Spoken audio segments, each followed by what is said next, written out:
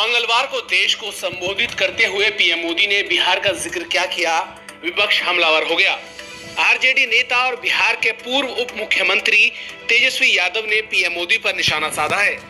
तेजस्वी ने कहा कि बिहार में सरकार को कोविड-19 महामारी के खिलाफ लड़ना चाहिए, मगर ये लोग बिहार चुनाव की तैयारी में लगे हैं। उन्होंने कहा कि बिहार के किसी गांव में चले जाइए, ऐसा एहसास ही नहीं होगा कि कोविड-19 कोई बीमारी भी है। नीतीश पर हमला करते हुए तेजस्वी बोले कि कोविड-19 महामारी के दौरान नियमों का पालन कैसे होना चाहिए, यह बात सबसे पहले प्रधानमंत्री को, मुख्यमंत्री नीतीश कुमार को बतानी चाहिए। बिहार में प्रशासन नाम की कोई भी चीज नहीं है और कोरोना के किसी भी नियम का पालन नहीं किया जा रहा है। प्रधानमंत्री नरेंद्र मोदी ने कोरोना वायरस संकट में मंगलवार को छठी बार देश को संबोधित किया। पीएम मोदी के संबोधन से पहले उम्मीद जताई जा रही थी कि वो चीन के साथ जारी तनाव पर कुछ बड़ी बात बोल सकते हैं, खासकर अमित शाह के ट्वीट के बाद, पर ऐसा हुआ नहीं।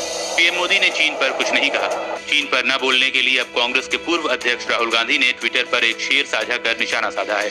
राहुल ने लिखा, तू इधर उधर की न बात कर, ये बता कि काफिला कैसे लुटा। मुझे रहज़नों से गिला तो है, पर तेरी रहबरी का सवाल है। इस शेर का मतलब यह है कि इधर उधर की बात करने की बजाय मुद्दे की बात करें और बताएं कि काफिला कैसे लुटा। यहाँ काफिला लुटने का मतलब जरूर चीन से है। इसके बाद राहुल ने लिखा कि मुझे रहज़नों से गिला तो है। रहज़न यानी लूटपाट करने वाले और गिला मतलब नाराजगी। रहज़न का इस्तेमाल जरूर चीन के लिए है, पर साथ ही राहुल ने रहबरी पर सवाल खड़ा किया है। रहबर का मतलब होता है लीडर और मार्गदर्शक। प्रधानमंत्री मोदी के नवंबर तक मुफ्त राशन वाले ऐलान पर पश्चिम बंगाल की सीएम ममता बनर्जी ने प्रतिक्रिया दी है। पीएम के बयान के कुछ देर बाद ही ममता ने ऐलान किया कि बंगाल में राज्य सरकार जून 2021 तक मुफ्त राशन वितरित करेगी। इस दौरान ममता केंद्र पर निशाना साधने से भी नहीं चूकी।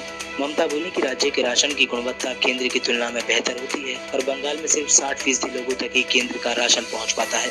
अपनी प्रेस कॉन्फ्रेंस के दौरान ममता ने कुछ और ऐलान भी किए, जिसमें सुबह 5:30 बजे से 8:30 बजे तक लोगों को सैर की अनुमति देना और शादी और श्राद्ध में शामिल होने वाले लोगों की संख्या 25 से बढ़ाकर 50 करने के फैसले शामिल हैं। चीन के 59 ऐप्स पर बैन लगाने के बाद अब केंद्र सरकार 5G तकनीक से भी चीनी कंपनियों को बाहर रखने की दिशा में काम कर रही है। खबर है कि केंद्र सरकार हुआवे जैसी कंपनियों को 5G तकनीक के उपकरणों के मामले से दूर रखने के लिए मंथन कर रही है। इस बाबत सोमवार को शीर्ष मंत्रियों की भी बैठक हुई। टाइम्स ऑफ इंडिया की एक रिपोर्ट की माने तो बैठक में हुआवे समेत कई अन्य चीनी कंपनियों की 5G तकनीक में हिस्सेदारी के मुद्दे पर बातचीत हुई। हालांकि सरकार ने कोरोना संकट से खस्ता हाल हुई कंपनियों की हालत को देखते हुए करीब 1 साल के लिए 5G स्पेक्ट्रम की नीलामी को टाल दिया है। देश में टिकटॉक सहित 59 चीनी ऐप्स को प्रतिबंधित करने के बाद चीन की तरफ से इस पर प्रतिक्रिया सामने आई है। चीनी विदेश मंत्रालय के प्रवक्ता ने कहा कि इस पूरे मसले पर चीन बहुत चिंतित है और पूरे मामले की जानकारी ली जा रही है। चीन ने कहा कि हम इस बात पर जोर देना चाहते हैं कि चीनी सरकार हमेशा चीनी कारोबारियों को अंतर्राष्ट्रीय और स्थानीय कानूनों का पालन करने के लिए कहती है।